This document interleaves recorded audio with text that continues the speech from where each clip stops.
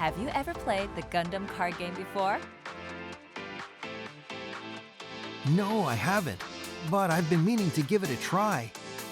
I'm not really sure how to get into it, though. That's okay. Why don't you and I try playing a game, and I'll teach you about it as we go. Sounds great. The first thing you need to know about the Gundam card game is that there are 4 types of cards: unit cards, pilot cards, command cards, and base cards. Your deck can have as much of each card type as you want, as long as they add up to 50 cards. You can also have up to 4 copies each of cards with the same card number. There are 4 card colors in the Gundam card game: blue, green, red, and white. Your deck can be constructed using up to 2 of these colors.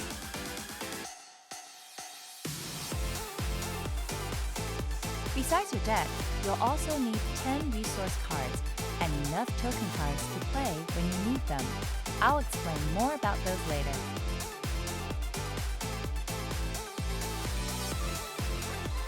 Got it. I'm going to use a green and white deck with Zeon Forces from Mobile Suit Gundam and Mobile Suit Gundam Seed cards. I want to try a blue and white deck with Earth Federation forces from Mobile Suit Gundam and Mobile Suit Gundam Seed cards. I can't believe we get to make decks with cards from different Gundam series. I know, right? That's one of the reasons the Gundam card game is so great.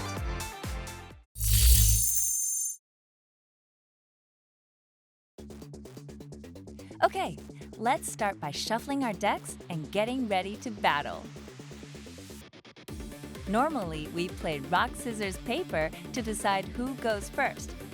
But since I'm teaching you how to play today, you can go first and I'll go second. Start by placing your deck in your deck area and your 10 resource cards in your resource deck area. Now draw 5 cards from the top of your deck. Those cards are your starting hand. If you don't like them, you're allowed to mulligan 1 time. To help you decide, check if you have any unit cards with 3 or less level and cost. Those are the numbers in the upper left-hand corners of the cards. I'll explain more about level and cost later. It looks like all my cards have high levels and costs. I think I'll mulligan. In that case, put your current hand on the bottom of your deck. Draw 5 new cards, then shuffle your deck. Okay, this hand looks much better. Now you're going to take 6 cards off the top of your deck and place them face down in the shield section of your shield area without looking at them. So these shield cards are going to protect me from attacks? That's right. If you manage to destroy all 6 of mine and deal battle damage to me, you'll win the game. Last but not least are the token cards. We'll each place an EX base in the base section at the top of our shield areas. Then the player going second gets to place an EX resource in their resource area. So player 2 starts the game with an extra card. Now we're ready to begin our game. I'll explain the rules as we go, so follow along.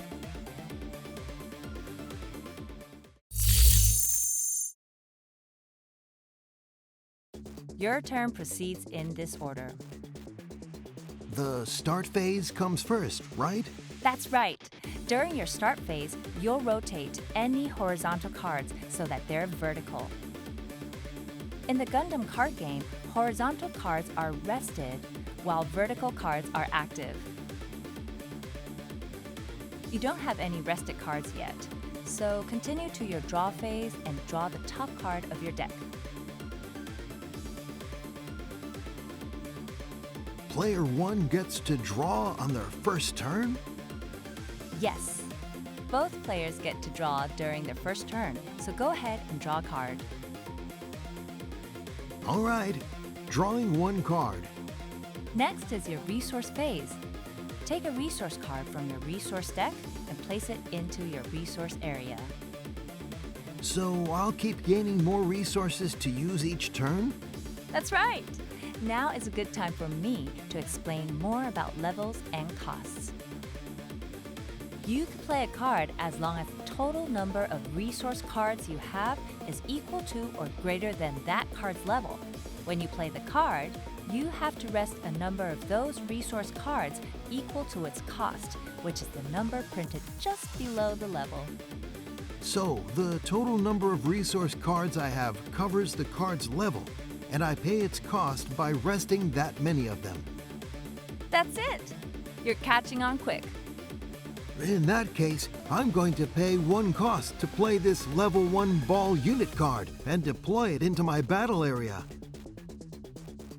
Since units can't attack on the turn they are deployed, that's pretty much all you can do during this phase. The last phase of your turn is the end phase.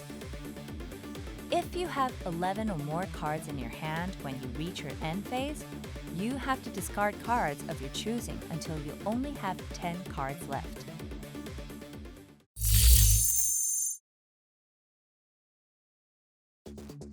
Now it's my turn. Like you, there's nothing for me to do during the start phase of my first turn. On to my draw phase, where I draw a card. After that comes my resource phase. Since EX resources count towards levels, that puts me at level 2. On to my main phase. I'm going to pay 1 cost and deploy this level 2 Zakuto unit card. That's all I'm able to do this turn, so I'll let it end with my end phase.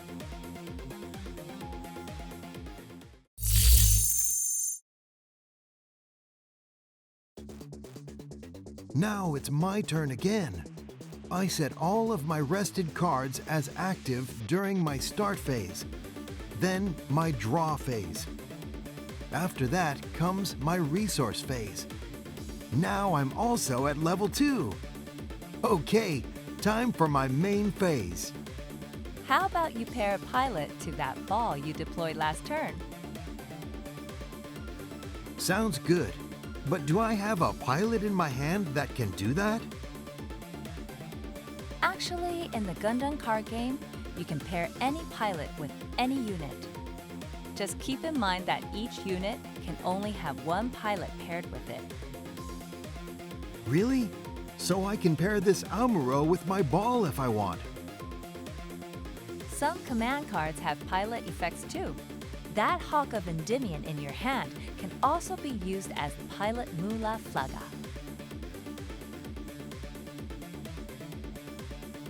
So I can use it as a command card or as a pilot? Awesome!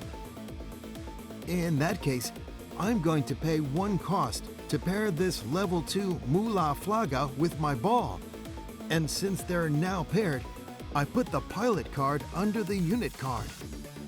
Nice! Now that ball has 2 AP and 1 HP. Now I want to try attacking with it. All right, start by choosing an attack target. Normally, you can choose either your opponent or one of their rested units. But since I don't have any rested units, you'll have to attack me. Then I'm attacking you with this ball. Okay, when there's a base card in play, it takes damage first. The attacking unit deals damage equal to its AP. Your ball has 2 AP, so it deals 2 damage. My EX base has 3 HP, so it still has 1 HP remaining after receiving damage. We'll use dice as damage counters to keep track of damage. Awesome! 1 more hit and that base is going down. We'll see. At this point, your attack ends. You still have 1 resource available. Are you going to use it? I'll go ahead and spend it to deploy this gym unit. That's everything I can do right now, so I'll end my turn with my end phase.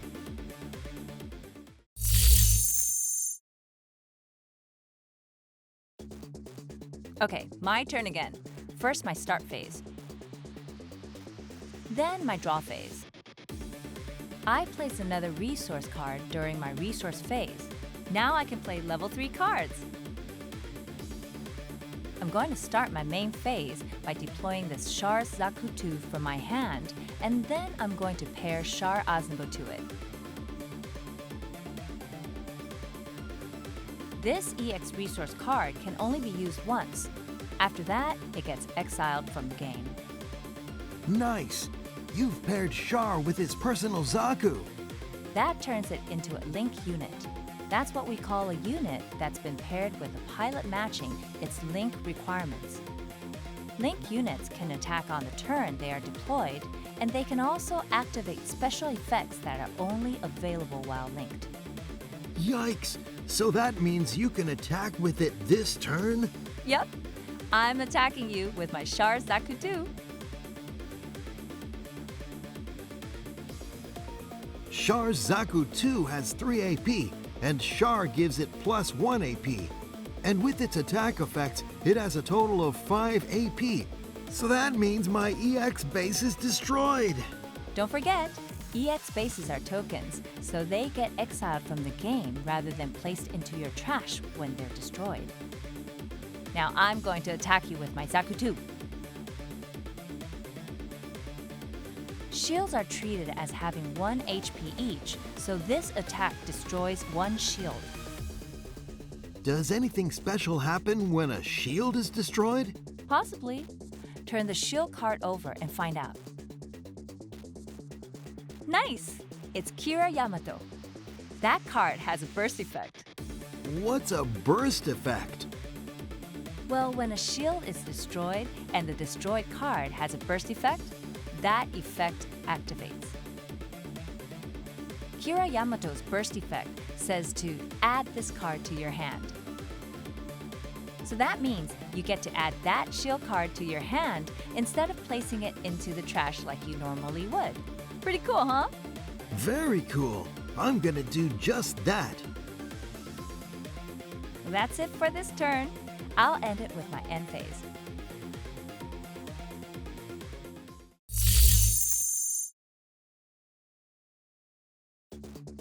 All right, it's time for me to turn this game around.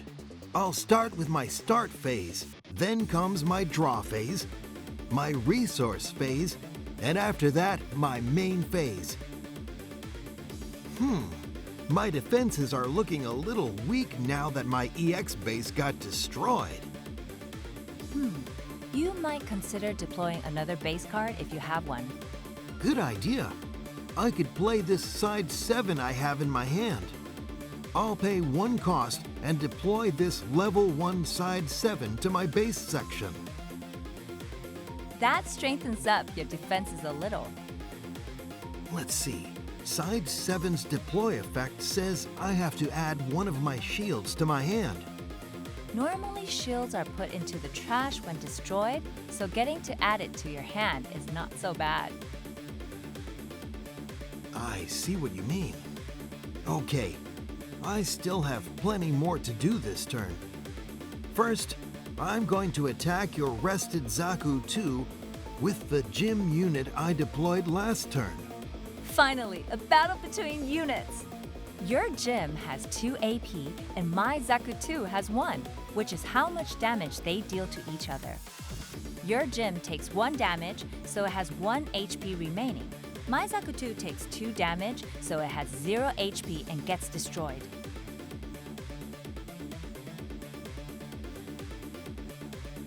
Awesome! Next, I'm going to attack you with my ball. That means your ball's attack effect will activate. You can use that effect to recover 1 HP on your gym. Go ahead and remove the damage counter die. Awesome! Now my gym is back to full HP. Okay, back to the battle. Ball has 2 AP and my EX base only has 1 HP remaining, so my EX base is destroyed. You still have 2 resources remaining. Are you going to do anything else? Not this time. I'll go to my end phase and end my turn.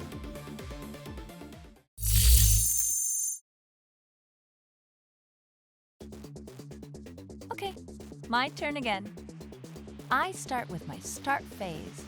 Then comes my draw phase and my resource phase. My main phase. First, I'm going to pay 2 costs to deploy this level 3 Fall base card.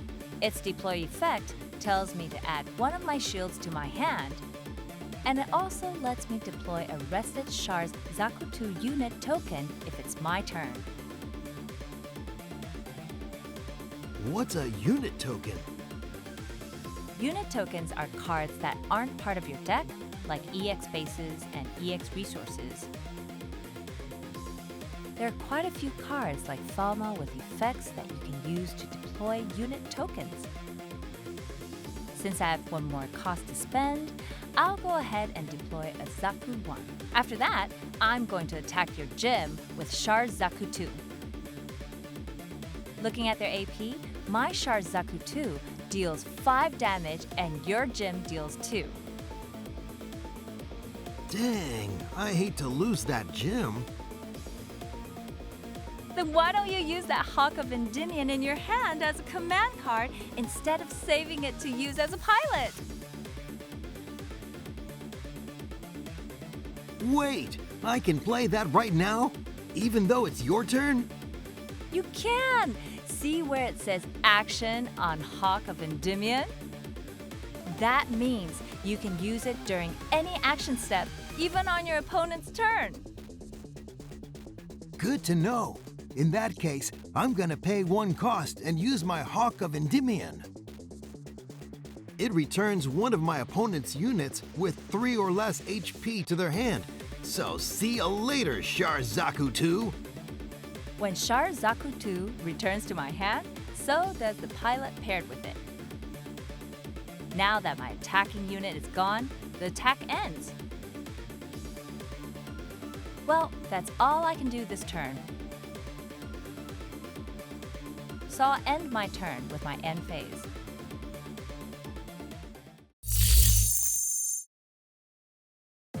So, think you have a handle on how the Gundam card game is played now? Yeah, it was a lot of fun. There's a lot of cool different parts to the game. Like how you use resource cards and how units can battle each other and become link units.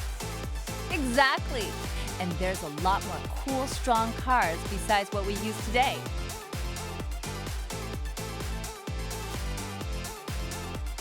Yeah, let's play! That goes for the rest of you too. Build a deck with all your favorite cards and get into the Gundam card game. Hey, let's finish our game. It was your turn next.